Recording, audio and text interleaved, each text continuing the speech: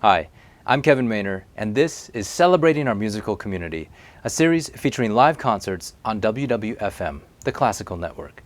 We bring you into the concert halls to hear the best performances in New Jersey and New York City. This episode features a trio of musicians playing a mostly French program at Le Poisson Rouge. The twist is that they're working with a visual artist who will be collaborating with them live on stage using painting and videography. The musicians are Molly Morkoski, Harumi Rhodes, Caroline Stinson, and the visual artist is Makoto Fujimura. I caught up with them for a few minutes after their sound check. Stay with me for that interview, and you can go to our website, wwfm.org, to find out more about this and our other concerts. Tell us a little bit about how you envisioned this program. Well, it began with Mako and I discussing work on the collaboration for the Messiaen 20 Regards, which is this large 2 hours and 20 minutes long piano cycle. And we still have plans to do that, but in order just to kind of get the ball rolling and try some things, I suggested, why don't we do the preludes of Messiaen?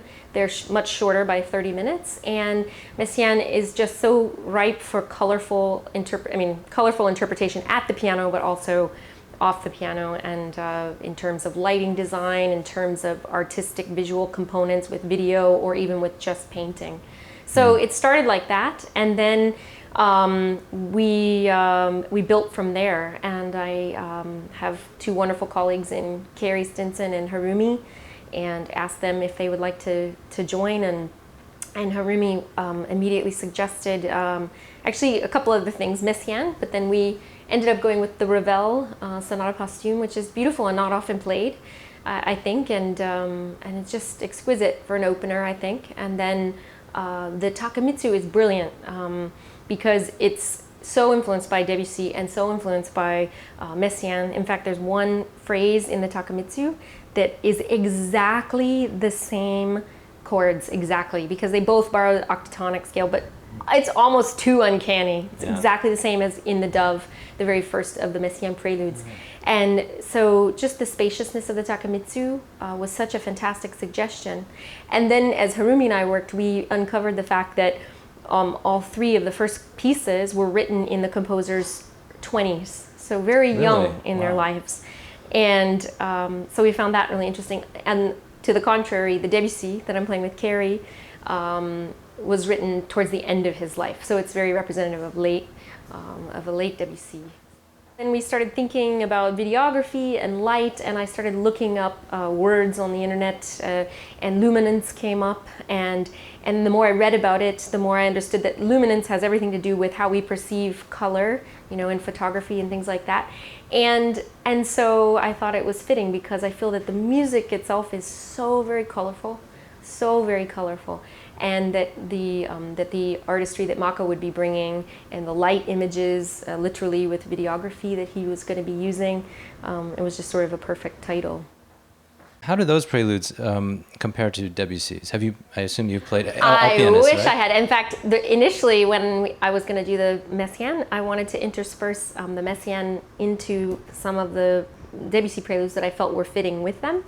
But it didn't work out. But these are written 10 years after the Debussy preludes. So they're very close. Certainly Messiaen had heard them. Yeah. And they are very influenced by Debussy, because they each do have a title, The Dove, and a sad song in a countryside, but it's there's more of the future Debussy in these pieces than I misspoke, the future Messiaen. There's more of that you hear in the preludes than necessarily Debussy. You really hear. It's looking forward. You hear Messiaen. In fact, because I play the 20 Regards, one of them, the middle of the second one, sounds exactly like the 15th of the 20 Regards, which is the kiss of the infant Jesus, which is so often played of the set. Beautiful. Very foretelling. Something really interesting that I read this morning was some words of Messiaen's mother, who the preludes were really written in remembrance of.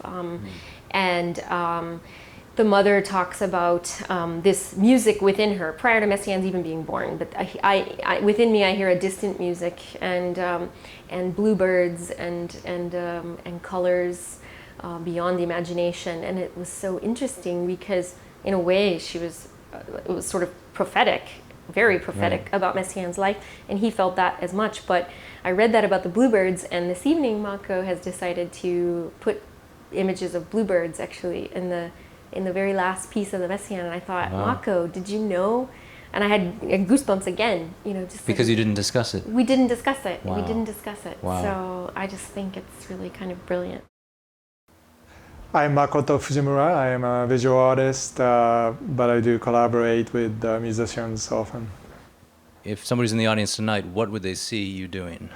They will see me using this ancient silk gilded with gold and paper.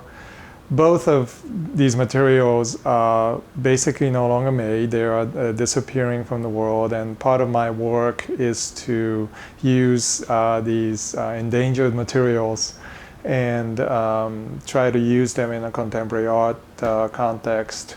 So they will see me painting live on stage with videos that I have created, one of waves from Japan, another from bluebirds from New Jersey. But there are videos that are designed to overlap with the particular musical piece that Mari and I have been collaborating with. In preparing for this kind of collaboration, did you have to study Messiaen a great deal, or were you already acquainted with his work?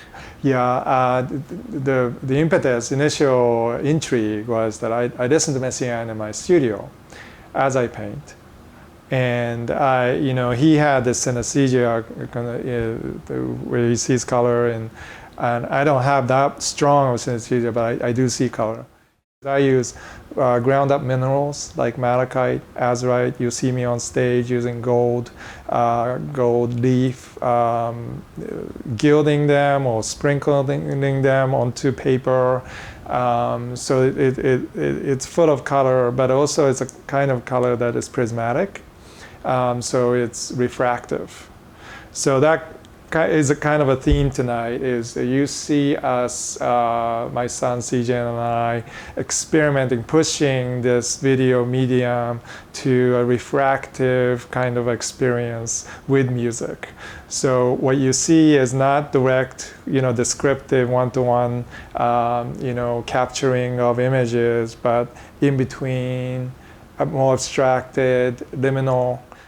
It sounds to me almost more like jazz. Why are you interested in working with classical musicians then? Yeah, when you could be working with jazz musicians? Yeah, I do call it visual jazz. And so with Mari, it was really the first time. Well, it wasn't the first time I worked with classical musicians, but I think all music has that element, and especially music like Messiaen's piece.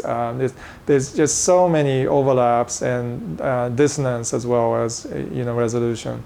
And so it actually is easier to probably do a Messiaen than, let's say, Bach. It would be more intriguing for me, although I love Bach. And so. Is there any tie-in to your work to, I'm out of my realm here, but to like Pierre Bonnard and that sort of turn of the century, the Asian, yes. and that sort of iridescence? Absolutely. There's the East-West thing. Today, we switched up some of the videos because of Takemitsu piece, the Japanese composer's piece, being in there. And I wanted to honor the victims of 3/11.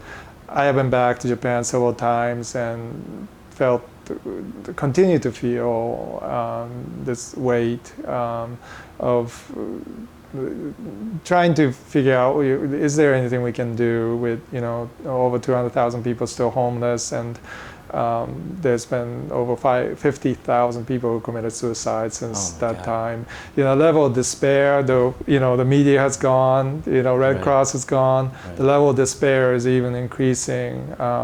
And I think as an artist, only thing I can do is to create a moment of transcendence for them. And so every time I do live collaboration, or even my exhibits, I try to remember that. My name is Harumi Rhodes and I play violin. And how long have you been working with Molly? Molly and I have worked off and on for years. We don't play regularly together, but when we do, we really, really enjoy it. Mm-hmm. So we've played some recitals together. We've played a couple of new music concerts together. But in the last few years, we started collaborating more, playing more sonata repertoire, and it's been really fun. The Ravel, I'm curious, have you played his other violin sonata? I have, the famous one. Yes, the one that everybody knows. Right. And this one was written in his youth, right, in his 20s? Correct. How do they compare? I mean, can you sense the younger composer in this shorter version? Yes and no. Yes, in that it's very much the same language, and it definitely feels youthful in that it has a very fresh and innocent feeling to it, especially in the opening. But in so many ways, as I get to know it better, it feels like a very mature work. Maybe there's something about its simplicity that makes it feel almost more mature, if that makes any sense. Is it 3 full movements or just one movement? It's just one short movement. It has sections to it, but it's about, let's see, how long is it? I'm not exactly sure how long it is. Maybe 11 minutes or something like that, I think. But it feels very much like a breath of fresh air. It's a beautiful opener, and it's not played very often. And I don't think it was ever performed during his life at all. It's amazing to be able to discover a work by a famous composer for the first time. You know, we experience new works by living composers all the time, and that's exciting too. But this is something slightly different, where you have an older composer that's so famous, and yet you're discovering a work of his that you've never met before, and so it's really, really wonderful. You are also playing the Takamitsu. Can you say that in Distance de Fei? Yeah, that's actually a title of a poem. So Takamitsu is very influenced by this poem by a surrealist Japanese poet. This poem is what the Takamitsu piece is based on. Beautiful teeth sung behind the trees, finely shaped ears were between the clouds, iridescent nails blended with water kicked off a pebble, all like footsteps. Even zephyrs were lost in the tilted chair, door in the cornfield's insanity, air's labyrinth. Not even one card is there, not even one glass is there. Like an instrument of desire penetrated with a peculiar line that barely resembles the expression of a small bird. Like a buoy of death, it lives in the spring breeze that barely resembles the balance of a small bird. I'm Caroline Stinson and I play cello. And what are you playing on this concert tonight? I'm playing the Debussy Sonata with Molly, or cello and piano, and I'm playing the Piazzolla Trio with Harumi and Molly. It's an arrangement actually, but it works really well for piano trio. Debussy didn't write a whole lot of music for solo cello or for chamber music cello, right? I mean, he's got a little bit, but he doesn't have. People might not associate it like with flutes or his violin music. Mm-hmm. What is it like playing Debussy? I mean, does it really? Do you feel like he really speaks through the instrument easily? Yeah, I think that's one of the things that makes him so extraordinary, because he wrote obviously his string quartet. There is, I understand, a piano trio, but it's not very well known and not performed very often. I have yet to get my hands on it. And then of course there's the cello sonata. So not a huge amount of music, but specifically with this sonata, one of the things that he manages miraculously to do is to make the two instruments almost one. So it's not a matter of a sonata for cello and piano, or piano and cello, you know, out of that tradition where the cello is basically accompanying the piano, nor is it really a huge melodic sonata for the cello with piano accompanying. And the counterpoint, the way he uses the voices is really very unique. He really makes them almost one together. He writes extraordinarily for strings. What sort of work have you done with Molly before this concert? Oh, we play together a lot, actually. Yeah. We began playing together as a duo now almost... Oh, wow. I'm glad you asked. I think it was like 8 years ago. We used to live in the same neighborhood in Washington Heights. Oh, okay. And she was performing a piece of my husband's on a concert. And I heard her, and I instantly... I thought she was wonderful. Yeah. And so we would run into each other in the street, and we'd say, oh, let's get together and read. And I think it was about 2004. What sort of rep have you guys done together before this Oh my concert? gosh. Well, we started out with the easy stuff. We started out with Carter's Sonata. Of course. I think it was seriously, it was one of the first pieces that we played together. Which, if you can make it through that, you know that you can go a lot further, exactly. Right?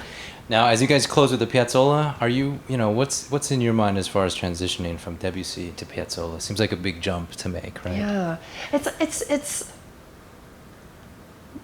I guess conceptually, maybe it's a big jump, but musically, I don't think so. In particular, in terms of the imagination of the sound, I've done a lot of tango with bandoneon. And well, not a lot, but I've done quite a bit of it, and so I have very much that sound in my ear, that kind of grainy, sort of very guttural kind of sound, and kind of very specific kind of articulation and emphasis, and I think those kinds of sound worlds and beginnings of sounds are very much present in the Debussy also. So I don't know. I don't. It's not as big a leap as, say, maybe going from Debussy to Brahms. That to me is a much bigger leap than from Debussy to Piazzolla.